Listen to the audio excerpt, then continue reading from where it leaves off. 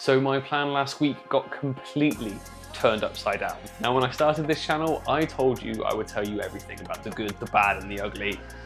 And this week was all three rolled into one. What was supposed to be me shooting on stage for the finals became me shooting the film that led us into the grand final. So let me take you back to the beginning and I'll tell you exactly what happened. I was called into a meeting late last week and I was asked to make the grand final opening film.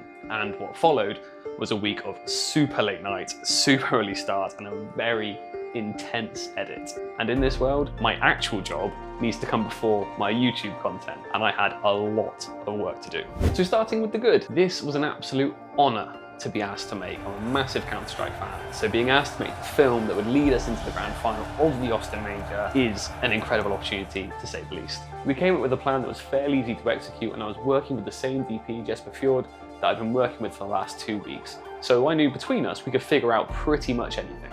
So the plan that we came up with was to shoot lots of extreme close-ups of players' eyes, reflecting gameplay of key moments in their career. And then we were going to put that together with a voiceover that was essentially Counter-Strike speaking to you, saying that it remembers you. So in theory, pretty straightforward. However, it wasn't that easy.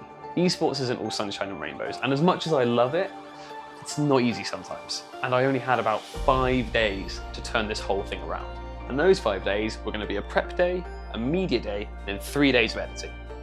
Pretty straightforward. That would mean that I could still shoot on stage for the semi-finals and the finals, a bit tight but doable. This meant that on top of my media day responsibilities of getting hero shots of every single player, I would also now need to get these new shots needed for the final film within the same 30-minute window. Content hero, walk-in hero, cowboy hero, probe eye, and desk setup. We have 5 setups in here tomorrow and 20 minutes to do 5 players.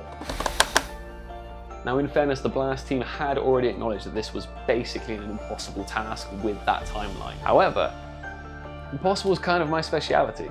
You can de-cowboy, right. Exertion, Roland, who wants to go next? Now let's talk about the ugly. We just about managed to squeeze in everything we needed with the players on media day, but barely. Yeah, I think we're good. We're good, man. Nice one. It didn't help that me and the edit team were actually up into the super early hours of that morning, prepping gameplay that we could then reflect into the players' eyes for this piece, as well as ironing out the creases in the media day setup so that me and Fjord could work seamlessly within that 30-minute window. So after a few hours sleep and an early start to a relatively intense media day, me and Fjord then had to completely de-rig in one room to then move up to a floor in the hotel where we could shoot the desk with a stunning backdrop. The empty desk signified that the voiceover wasn't talking to a player or to anyone in particular, it was talking to you. And then that shoot also went on late into the night. But all in all, the shoot went well and I was just straight into the edit.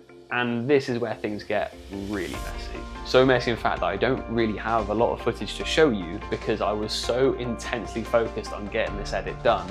I didn't really have time to set up my camera. I just knew I had to deliver this film and I didn't have long to do it. In theory, the edit should have been relatively simple.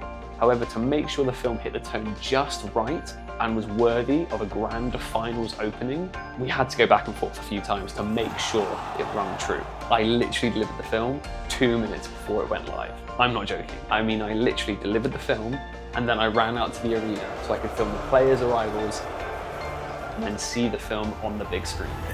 Thing left to ask is, will they remember you?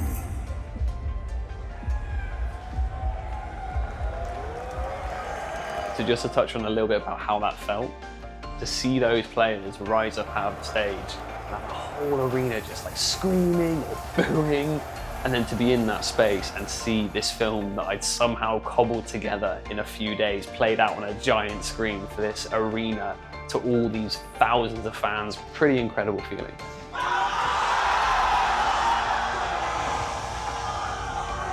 Now I know I should be super happy that I pulled it off.